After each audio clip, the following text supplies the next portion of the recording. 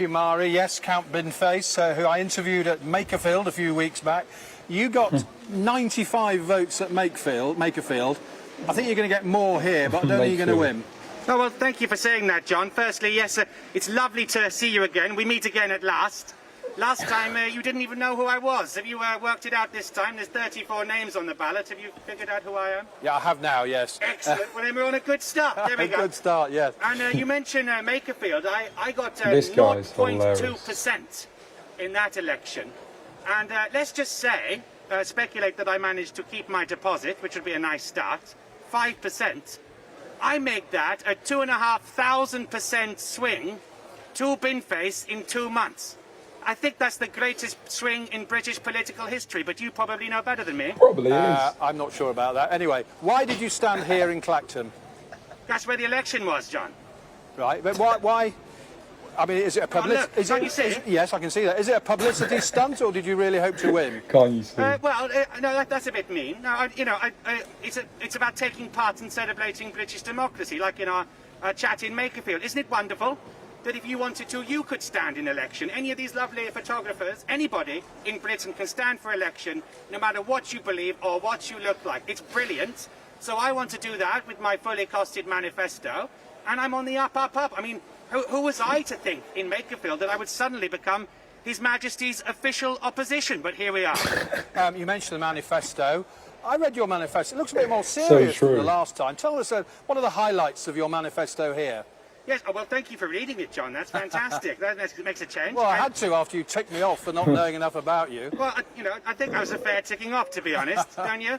But, I make a series of fully costed important policies, from capping bus fares at £1.99 and 99 flakes at 99p, to retaining my pledge to build at least one affordable house. I mean, he did lose, tallying that with Clacton-specific measures, such as improving Walton Pier and making sure that MPs who resign mid-Parliament without changing parties are barred from the resulting by-election, which would save the taxpayer a lot of money. Plus, of course, energy companies, oil and gas companies, to pay for solar panels for everyone, a policy from Jack, age 10. How about it?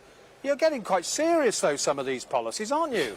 Well, why not? I mean, I think nationalising Adele is as serious as it gets, because... Have you spoken to her? Well, I'm hoping she might reach out to Sky News. I mean, why not? What does that even mean? The Exchequer needs a hit. How you can nationalise Adele? To back Adele before she releases her new album would be huge. But, of course, look at this here. You just said at the beginning of this interview that Nigel Farage is claiming victory. But he is. Well, in that case, it's going to be a two-legged match, like the Carabao Cup or the Cold War, because we're going to be back again in a few weeks, aren't we? Well, so we'll see what happens then. He says that if they forced another by-election, the establishment, as he says... You mean me?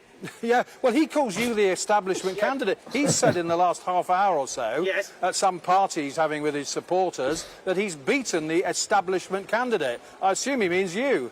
Well, that's interesting, isn't it? Because one of the candidates was a sitting MP, formerly an MEP, architect of Brexit, one of the most significant British politicians of the last 20 years, and reputedly a member of the East India Gentlemen's Club, which to this day does not admit women. Now, if that's not the establishment, I'd like to know what is, because I'm a lone wolf space warrior. You went to Oxford University, though, didn't you? That's a bit posh. I've parked above it in my spaceship, but I don't know what you mean. I mean, I'll tell you what, I haven't plagiarised any research. How about them apples? Well, you mentioned the bus fare cap. Andy Burnham's done that. Did you steal that policy from him? No, I upgraded it. He went £2. I think the people of Clacton deserve better. £1.99, funded through a windfall tax on cosy crime novels written by celebrities. It's perfect. Tell us who your colleague is, your assistant, your spin doctor. Yes. Who are you, please? I'm Recyclone B. I'm the strategist. A strategist. And does she give you all your policies, or they're yours? What's your role exactly? He called you a spin doctor a little earlier. Yeah, well, I have many, many talents. Yes, and I can activate her within 45 minutes, just like any spin doctor. Not on live TV, thanks. Not like that. Cheeky, John. Cheeky. Getting into the swing of it, I like it. Oh, yes. So, I mean, you're going to have a long wait for the result here, aren't you? And you're going to get hot in that costume. Aren't you going to get hot in that beautiful suit of yours? Well, it's not that beautiful. It's very dapper. I mean, you going to have a cold shower halfway through? It's hot up here, but actually in the press Sweating room it's very on the cool. back. Oh, you lucky man. Oh yes. The Yes, fourth we've been well- estate. You see, we've been everybody. well looked up. Now, I know you're going to say we're the establishment. Well, See, exactly. you agree with Nigel Farage.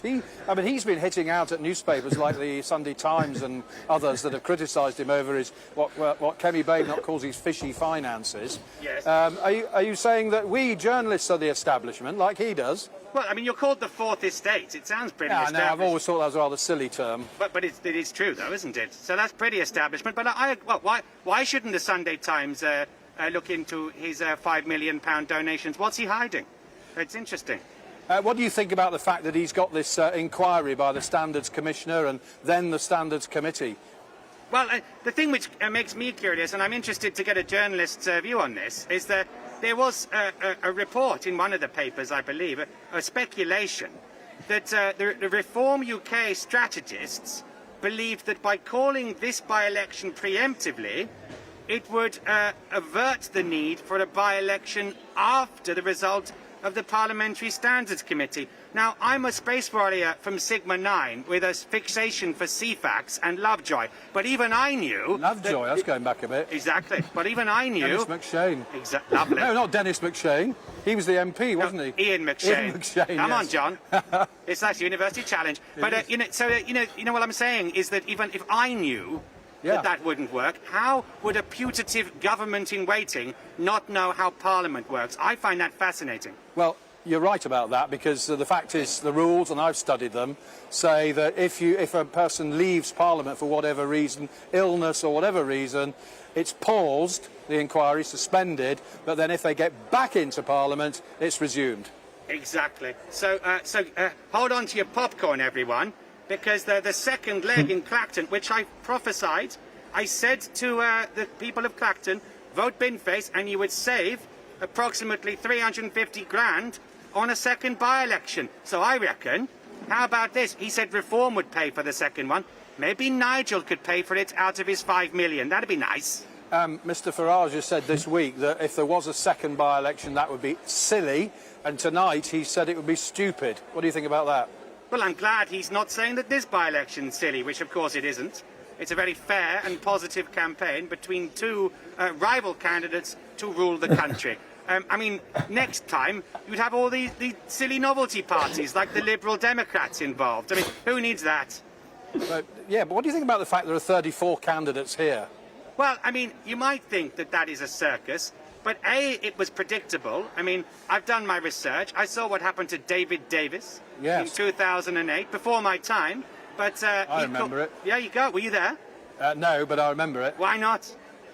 Because I'm not sure, somebody else must have covered it. I can't remember now. Oh, I see. But he got, let me get this right, the turnout there was 34%. It's rumoured to be about 43% here.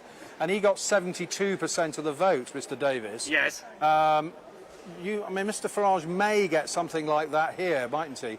I mean, if he gets a big thumping majority, say he gets over 70% of the vote, then that's a good victory for him, isn't it?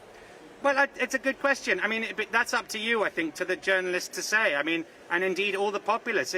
If, for example, even if I got to 12%, so 1 in 8 people in Clacton would rather vote for a space warrior shaped like a bin than Nigel Farage. That would be interesting, wouldn't it? If it goes higher and higher and higher, it says more about what the actual population thinks about Nigel Farage than maybe this election. Remember, there was a national poll just a few weeks ago in which I defeated Farage as to who would make the better leader by the favourability poll, 33% to 21%. What do you make of that? Well, you seem to suggest just now that 12% for you would be a good result. Is that what you're saying?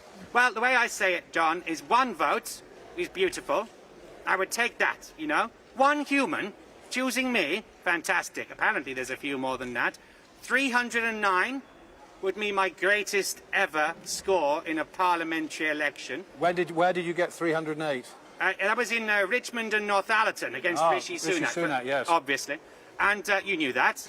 Yes. Yeah, of course you did. I do now. Yeah, there we are. And then, I mean, 5% I get to keep my deposit. We could go out for a curry. How about that, John? Marvellous. That'd be nice. You pay. Out of the 500. How do you eat a curry with that on? Well, I can't eat, but I'd watch you. It would right. be delightful. Listen, I'm being told that we've run out of time. What a shame. It's been a pleasure talking to you. You too, John. Nice to have you back. You're the pinky to my brain, the wise to my Morecambe. It's a pleasure to talk to you each time. That is an honour to be called the wise to your This is Morecambe. hilarious. Absolutely. Well, we might talk again when we know the result. Let's do the cannon do to that. my ball. Okay. All right. Great talking to you. Shall we shake hands? We should. Good. Good man. Nice talking to you. You Thank too. you. Well interviewed. Thank you for talking to Sky News. That's been live. Lovely. Love you all. Okay. Thank you. Well, there you go, Mari. There you go, Mari. That is Count Binface.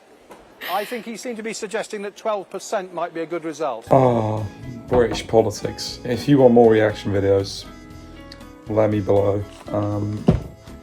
I have lost my voice, so it was a bit scuffed this morning. I've just gotten up, so yeah, a bit of a quick video, but you know, my voice hopefully will be back for the next video. So do not worry about me. Yeah, I'll be back. Don't worry.